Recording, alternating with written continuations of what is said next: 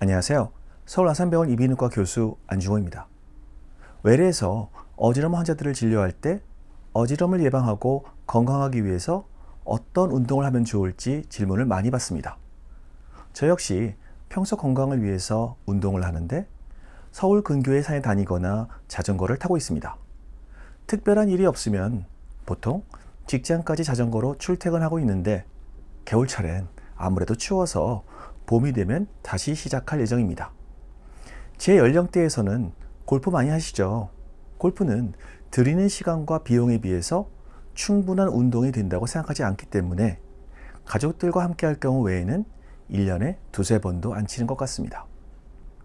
바쁜 일상생활에서 건강을 위해 할 수 있는 최소한의 운동이 있을까요? 이번 동영상에서는 건강하게 걷는 방법과 특히 계단 오르기의 장점에 대해서 말씀드리겠습니다.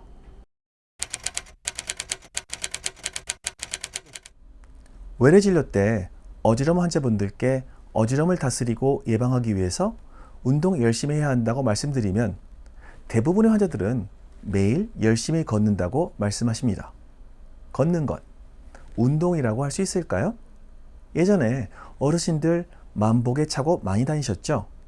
만보 걷기가 건강에 좋다고 널리 유행이 된 계기는 1964년 도쿄올림픽 이후 사람들이 운동과 건강에 관심이 높아지면서 일본의 야마사도 K라는 회사가 걸음수를 측정할 수 있는 기기를 만들어 만보계라고 상품명을 붙인 데서 시작되었습니다. 일반적인 사람의 보폭이 60cm 내외니까 만보를 걸으면 대략 6km 정도가 나옵니다. 나쁘지 않은 운동이죠. 그런데 왜 만보를 걸으면 건강에 좋다고 홍보를 하였을까요? 한자 1만만의 약자인 1만만자가 마치 사람의 걷는 모습과 비슷해서 그냥 정했다고 합니다. 세상에는 과학적 근거 없이 주장하고 일어나는 일들이 하도 많아서 과학을 믿는 저는 힘든 경우가 많습니다. 걷기가 우리 건강에 주는 이점은 무엇이 있을까요? 첫째, 크지는 않지만 어느 정도 칼로리를 소모합니다. 예를 들어 체중 70kg인 성인이 1시간 동안 걷는다면 350칼로리 정도를 소모합니다. 같은 시간 동안 뛰면 700칼로리를 소모하는 데 비해 절반밖에 안 되긴 합니다.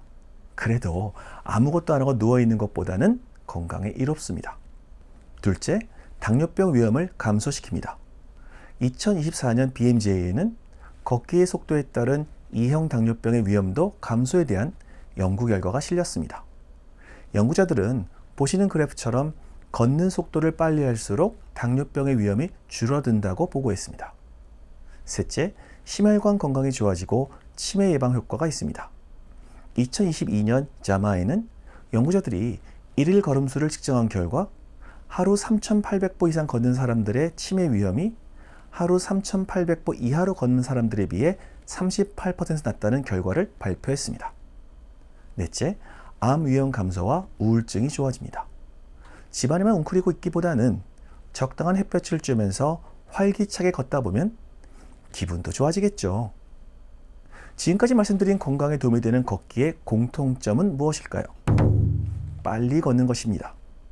편하게 걷기만 하는 것은 운동이라고 하기에 부족하고 앞서 말씀드린 건강 효과도 적습니다.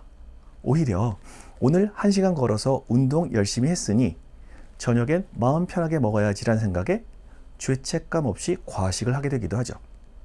그렇기 때문에 옆에 사람과 대화는 가능하지만 편하게 이야기를 나누기에는 좀 숨이 찬 정도로 걷는 것이 중요합니다. 2020년 보건복지부와 한국건강증진개발원에서는 한국인을 위한 걷기 가이드라인 책자를 발행했습니다. 제가 PDF 파일을 받을 수 있는 링크를 댓글로 달아드릴 테니 참조하시면 좋을 것 같습니다. 다시 한번 정리해드리면 걷기는 건강에 도움이 되지만 천천히 걷는 것보다는 약간 숨이 찰 정도로 빨리 걷는 것을, 그리고 운동 효과를 위해서는 빠르게 걷다가 천천히 걷기를 번갈아 가면서 할 것을 권장드립니다. 특히 어지럼 환자는 천천히 걷더라도 고개를 좌우로 돌리면서 주변을 두리번 쳐다보면서 전정 감각 훈련을 하는 것도 좋습니다.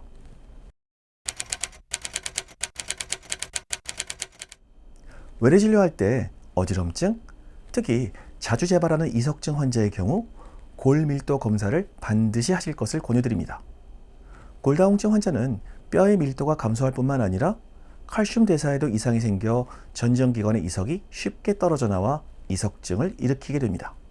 문제는 어지럼으로만 끝나지 않고 넘어질 경우 약해진 골밀도 때문에 골절상을 입게 되고 큰 고생을 할 수 있게 됩니다. 그렇다면 어떻게 하면 우리의 뼈 건강을 지킬 수 있을까요?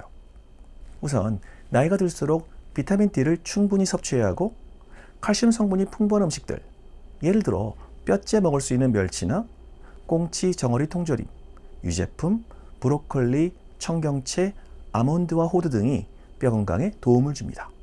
그리고 뭐니 해도 운동을 해서 뼈를 튼튼하게 해야겠죠. 뼈에는 어느 정도 압력이나 부하가 가해져야 골세포가 자극되어 새로운 뼈 조직이 만들어집니다. 이를 위해서 일상생활에서 할 수 있는 가장 효과적인 운동에는 무엇이 있을까요? 바로 계단 오르기입니다. 계단 오르기는 심박수를 높이고 심장과 폐의 기능을 강화합니다. 또한 우리 몸 근육의 70% 이상을 차지하는 허벅지, 종아리 근육과 더불어 특히 무릎과 발목 주위의 근육을 발달시켜 관절 부상을 예방합니다. 계단 오르기는 단순한 걷기보다 칼로리 소모량이 높겠죠. 30분간 꾸준히 계단을 오르면 2 내지 300칼로리를 소모할 수 있고 당뇨병이나 고지혈증, 고혈압, 대사증후군 환자들의 건강 유지에도 도움이 됩니다. 2014년 4월 유럽 심장학회에서 발표된 연구로 계단 오르기 관련 9개의 연구 결과를 메타 분석한 결과 계단 오르기가 모든 원인에 의한 사망 위험률을 24% 감소시키고 특히 심혈관 질환으로 인한 사망 위험률을 39% 감소시킨다는 결과를 발표했습니다. 연구진은 매일 6층 정도의 계단을 오를 것을 권유했네요. 2023년 Environmental Health and Preventive Medicine에서 역시 일본 성인을 대상으로 계단 오르기 빈도와 심혈관 질환 발생률 간의 상관관계에 대한 연구 결과를 발표했는데 연구 결과 계단을 자주 오르는 사람들이 낮은 심혈관 질환의 발생 위험을 보였고 계단을 자주 오르는 사람들이 술, 담배를 멀리하는 등 건강한 생활 습관을 가지고 있다고 발표하였습니다. 그렇지만 뭐니 해도 계단 오르기의 가장 큰 장점은 특별한 장비나 헬스장 회원권을 구입할 필요가 없고 따로 시간을 내서 하는 운동이 아니라 일상생활 중 쉽게 실천할 수 있는 운동이라는 점이겠죠. 예를 들어 아파트에 사는 분들이라면 급하거나 무거운 물건을 들고 있을 때가 아니라면 4층까지는 일단 걸어 올라가고 이후 엘리베이터를 타는 습관을 가질 것이 좋고 지하철을 탈 때도 에스컬레이터 말고 계단으로 올라가는 것이 좋습니다.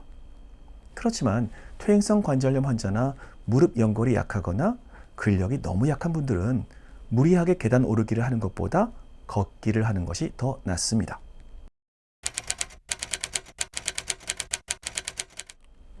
이상으로 일상생활 중 우리의 건강을 위해 할 수 있는 가장 기본적인 운동인 걷기와 계단 오르기에 대해서 각 운동의 장점과 주의할 점 등에 대해서 말씀드렸습니다.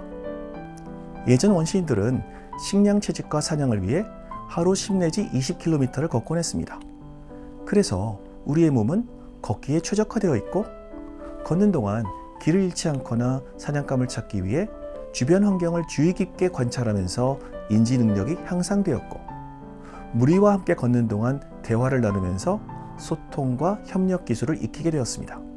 그래서 우리 몸이 기억하는 가장 근본적인 걷기와 오르기를 꾸준히 실천해서 항상 건강하게 지내시기 바랍니다. 감사합니다.